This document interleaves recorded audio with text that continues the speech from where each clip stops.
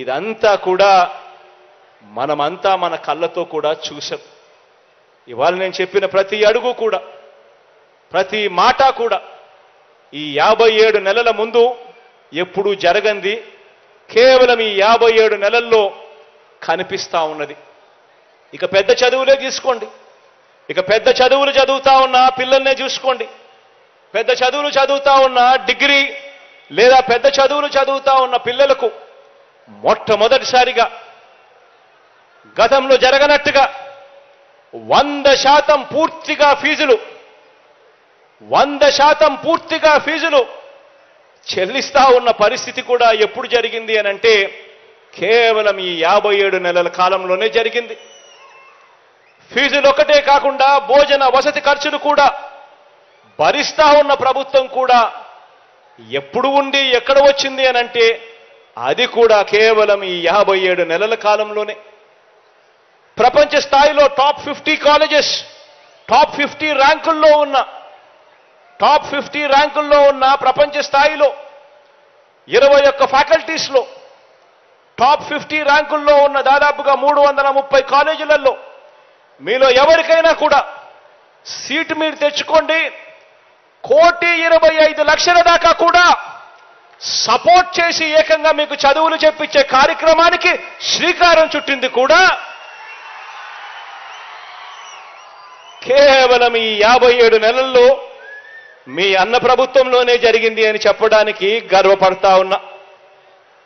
ఈ 4 ఏళ్ల పాలనలోనే చదువుతున్న పిల్లల డిగ్రీలకు ప్రయోజనం ఉండేలా మొట్టమొదటిసారిగా ఒక ముఖ్యమంత్రిగా పిల్లలు ఏం చదువుతున్నారు, వాళ్ళ కరికులం ఎలా ఉంది, ఆ కరికులంలో ఎలాంటి మార్పులు తీసుకొని రావాలి, వారిని భావి ప్రపంచంలో భావి పౌరులుగా నిలబెట్టడానికి చదువుల్లో ఏమేం మార్పులు తీసుకొని రావాలి అని ఆలోచన చేసిన ముఖ్యమంత్రి కేవలం మీ అన్న మాత్రమే అని చెప్పడానికి కూడా గర్వపడతా ఉన్నా. ఈరోజు మొట్టమొదటిసారిగా కరికులంలో మార్పులు తీసుకొచ్చింది మీ అన్న ప్రభుత్వంలోనే. ఈ 57 నెలల కాలంలోనే కరికులంను జాబ్ ఓరియంటెడ్గా మార్చాం. 4 ఏళ్ల ఆనర్స్ కోర్సులు తీసుకొచ్చాం. 10 నెలల తప్పనిసరి ఇంటర్న్షిప్ అనేది, మ్యాండేటరీ ఇంటర్న్షిప్ అన్నది కూడా తీసుకొచ్చింది కూడా ఇప్పుడే. మొట్టమొదటిసారిగా మన కరికులంలో సర్టిఫైడ్ ఆన్లైన్ వర్టికల్స్ను తీసుకువచ్చి మన కరికులంలో భాగం చేసింది కూడా కేవలం ఈ 57 నెలల్లోనే మీ అన్న ప్రభుత్వంలోనే అని చెప్పడానికి గర్వపడతా ఉన్నా. మొట్టమొదటిసారిగా చదువుల్లోకి ఆర్టిఫిషియల్ ఇంటెలిజెన్స్, చదువుల్లోకి మెషిన్ లెర్నింగ్, చదువుల్లోకి వర్చువల్ రియాలిటీ, చదువుల్లోకి ఆగ్మెంటెడ్ రియాలిటీ ఇవన్నీ కూడా అనుసంధానం చేస్తూ విద్యారంగంలోకి అడుగులు వేయించింది కూడా కేవలం ఈ 57 నెలల కాలంలోనే. ఇక్కడ మన కాలేజీల్లో డిగ్రీ చదవటం వల్ల, ఈ చదువుల వల్ల మనం డిగ్రీలు ఇక్కడ పూర్తి చేస్తా ఉన్నాం. కానీ ఈ డిగ్రీల వల్ల దేశీయంగా కానీ విదేశీయంగా కూడా మనకు మెరుగైన ఉద్యోగ అవకాశాలు రాక ఇబ్బందులు పడే పరిస్థితి ఉండకూడదని, అలా పరిస్థితి ఎందుకు ఉంది, అక్కడ ఉన్నదేమిటి ఇక్కడ లేనిదేమిటి అని ఆలోచన చేసి అక్కడ సబ్జెక్ట్స్లో ఉన్న వర్టికల్స్ను ఇక్కడ కూడా ఉండేట్టుగా ఆన్లైన్లో అవన్నీ కూడా మన పిల్లలకు మన కరికులంలో అవన్నీ కూడా అవైలబుల్గా తీసుకొచ్చే కార్యక్రమానికి అడుగులు వేసింది కూడా కేవలం ఈ 57 నెలల్లోనే అని చెప్పడానికి గర్వపడతా ఉన్నా మీ అన్న ప్రభుత్వంలో. మొట్టమొదటిసారిగా ఈరోజు మన చదువుల్లో ఈరోజు కరికులంలో భాగంగా మన సబ్జెక్ట్ వర్టికల్స్లో భాగంగా ఏకంగా ఎంఐటి నుంచి ఆర్టిఫిషియల్ ఇంటెలిజెన్స్, పెన్సిల్వేనియా యూనివర్సిటీ నుంచి రోబోటిక్స్, మేరీల్యాండ్ యూనివర్సిటీ నుంచి virtual building designs, London school of economics నుంచి ఇంటెలెక్చువల్ కమ్యూనికేషన్,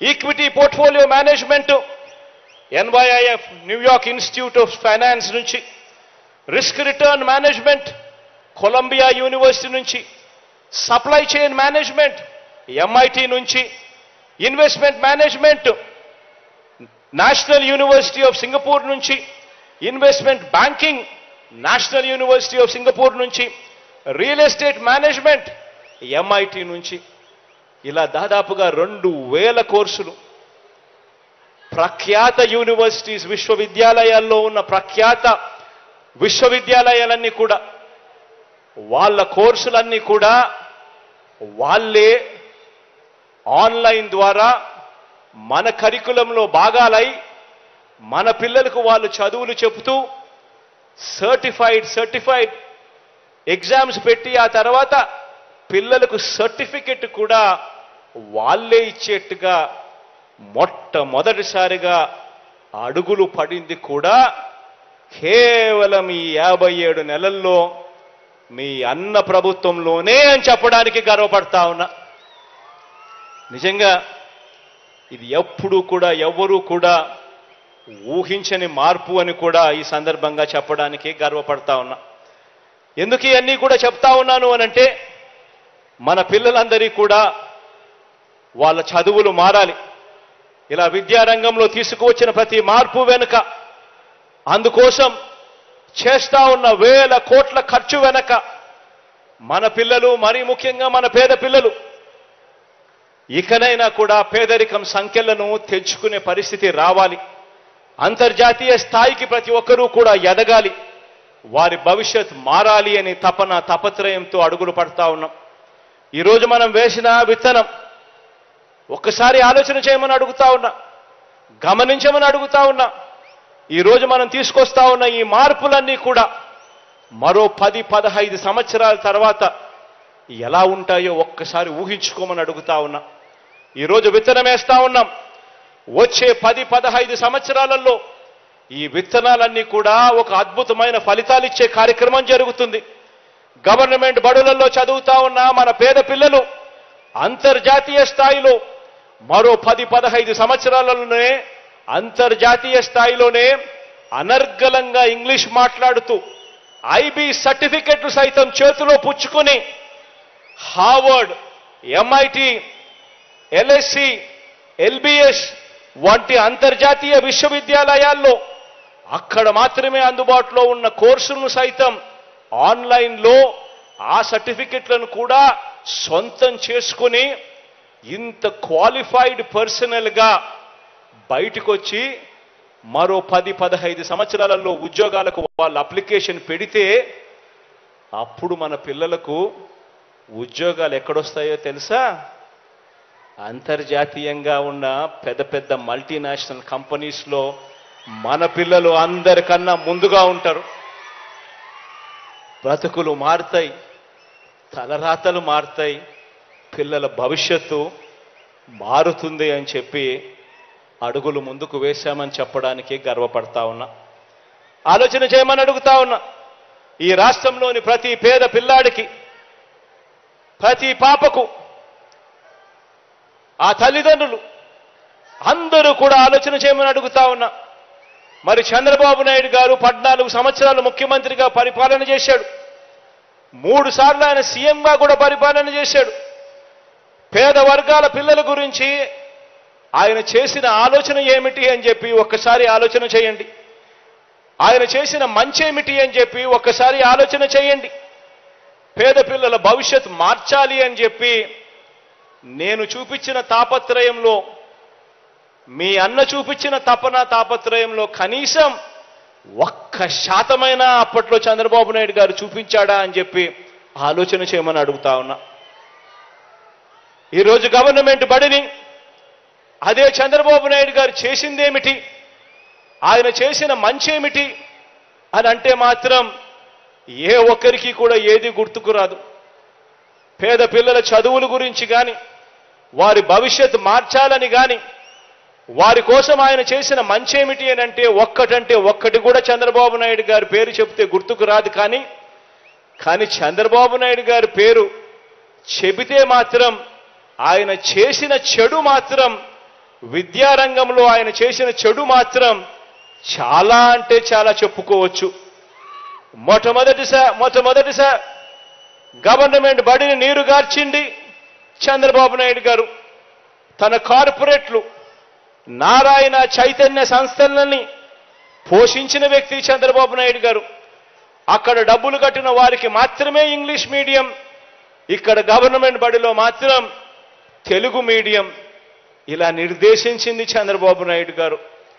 పిల్లలకు గవర్నమెంట్ బడులలో ఎలాంటి ఆహారం అందుతుందో కనీసం ధ్యాస కూడా ఏ రోజు పెట్టిన పాపాన పోలేదు ఈ పెద్ద మనిషి చంద్రబాబు గారు. బైజూస్ కంటెంట్ ఊసే లేదు, పిల్లలకు ట్యాబులు ఇచ్చే ఊసే ఎప్పుడు కనిపించలేదు, డిజిటల్ బోర్డులు క్లాస్ రూమ్లలో ఎప్పుడూ లేవు, డిజిటల్ బోధన అంతకన్నా లేదు, నాడు నేడుతో స్కూళ్లు బాగుపరచాలి అన్న తపన లేదు, ఆ కార్యక్రమం ఎప్పుడూ జరగలేదు. ఇంగ్లీష్ మీడియం గవర్నమెంట్ బడులలో లేదు. అమ్మ ఒడి అనే కార్యక్రమంతో బడికిపోయే పిల్లలను ప్రోత్సహించాలి, ఆ తల్లులను ప్రోత్సహించాలి అనే అడుగులు ఏ రోజు వేసింది లేదు. పెద్ద చదువులు చదువుతున్న పిల్లలకు పూర్తిగా ఫీజులు కట్టాలి, 100% ఫీజు రీయింబర్స్మెంట్ ఇవ్వాలి, ఆ పిల్లలకు తోడుగా ఉండాలి అని ఏ రోజు చేసిన ఆలోచనలు లేవు. విద్యా దీవెన పరిస్థితి ఇలా ఉంటే ఇక వసతి దీవెన కథ దేవుడెరుగు. అంతర్జాతీయ విద్యా సంస్థలతో అనుసంధానం చేస్తూ మన కరికులంలో మార్పులు తెచ్చింది ఒక బోడి సున్నా. ఆలోచన చేయమని అడుగుతా ఉన్నా.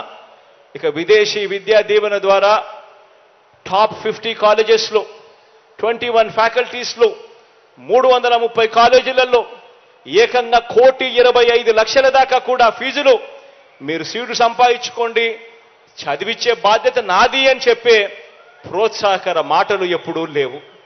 ఆలోచన చేయమని అడుగుతా ఉన్నా. 14 ఏళ్ళు సీఎంగా ఉన్నా, 3 సార్లు సీఎం అయినా ఈ రాష్ట్రంలో ఆయన చేసిన పరిపాలన వల్ల మంచి జరిగింది ఇది అని చెప్పి చెప్పడానికి ఒక్కటంటే ఒక్కటి లేదు. గ్రామంలో నిలబడి ఫలాని మంచి చేశాను అని చెప్పుకునే పరిస్థితి లేదు. ఫలాని సామాజిక వర్గానికి నేను మంచి చేశాను అని చెప్పుకునే పరిస్థితి లేదు. అవ్వ తాతలకి ఇది చేశానని చెప్పుకునే పరిస్థితి లేదు. రైతన్నలకి మంచి చేశా అని చెప్పుకునే పరిస్థితి లేదు. అక్క చెల్లెమ్మలకి ఇది చేశా అని చెప్పుకునే పరిస్థితి లేదు. చదువుకుంటున్న పిల్లలకు, జాబుల కోసం వెతుక్కుంటున్న పిల్లలకు ఇది చేశా అని చెప్పే పరిస్థితి అంతకన్నా కూడా లేనే లేదు. ఆలోచన చేయమని అడుగుతా ఉన్నా. ఇలాంటి వ్యక్తులతో యుద్ధం జరుగుతూ ఉంది. ఈరోజు నేను చెప్తా ఉన్నా, ఈరోజు మారీచులతో యుద్ధం చేస్తా ఉన్నాం. మంచి చేయడానికి మీ బిడ్డ, మీ అన్న 4 అడుగులు ముందుకు వేస్తే 8 అడుగులు లాగాలని చెప్పి తాపత్రయపడే శక్తులతో ఈరోజు యుద్ధం చేస్తా ఉన్నాం. ఈరోజు యుద్ధం జరుగుతూ ఉన్నది. వాళ్ళు చేస్తా ఉన్న యుద్ధం కేవలం జగన్తో కాదు. ప్రతి ఒక్కరూ ఆలోచన చేయండి. జగన్ అనే ఒక్కడు గన పక్కకు తప్పుకుంటే జరిగే నష్టమేమిటి అని చెప్పి ప్రతి ఇంట్లో, ప్రతి తల్లి, ప్రతి తండ్రి, ప్రతి పాప, ప్రతి పిల్లాడు కూడా ఆలోచన చేయమని అడుగుతా ఉన్నా. జగన్ అనే వ్యక్తి ఒక్కడు పక్కకు పోతే ఇక పిల్లల చదువులు ఉండవు, గవర్నమెంట్ బడులలో ఇంగ్లీష్ మీడియం ఉండదు, పిల్లల చదువుల గురించి ఆలోచన చేసే మనస్తత్వం ఉండదు, 100% ఫీజు రీయింబర్స్మెంట్ కథ దేవుడెరుగు, పిల్లలను పట్టించుకునే పరిస్థితి ఉండదు. విద్యారంగం గాలికి పోతుంది. పేదవాడు అప్పుల పాలు కాకుండా వైద్యం అందాలి అన్న పరిస్థితి, ఫ్యామిలీ డాక్టర్ కాన్సెప్టు, ఆరోగ్య సురక్ష కాన్సెప్టు, పేదవాడికి నేరుగా మందులు అందిస్తా, ఇంటికే వచ్చి అందిస్తా ఉన్న మందులు, ఆరోగ్యశ్రీ నిర్వీర్యం, ఆరోగ్య ఆసరా కథ దేవుడెరుగు, ఇవన్నీ కూడా జరుగుతాయి.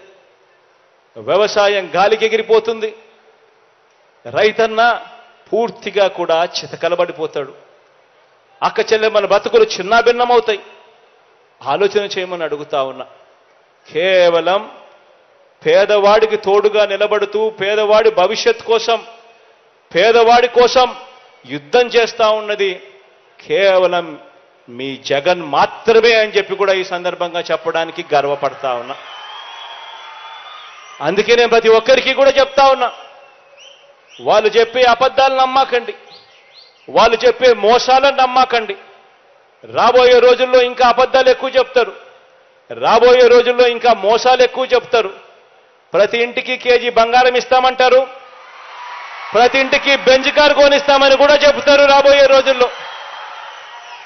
కానీ ఆలోచన చేయమని అడుగుతా ఉన్నా, మీ ఇంట్లో మాత్రం ఎవరు మంచి చేశారు, ఎవరి హయాంలో మంచి జరిగింది అన్నది మాత్రమే ఆలోచన చేయమని కోరుతా ఉన్నా. మీ ఇంట్లో మీ జగన్ వల్ల, మీ అన్న వల్ల, మీ తమ్ముడు వల్ల, మీ బిడ్డ వల్ల మీ ఇంట్లో మీకు మంచి జరిగి ఉంటే మాత్రం మీ అన్నకు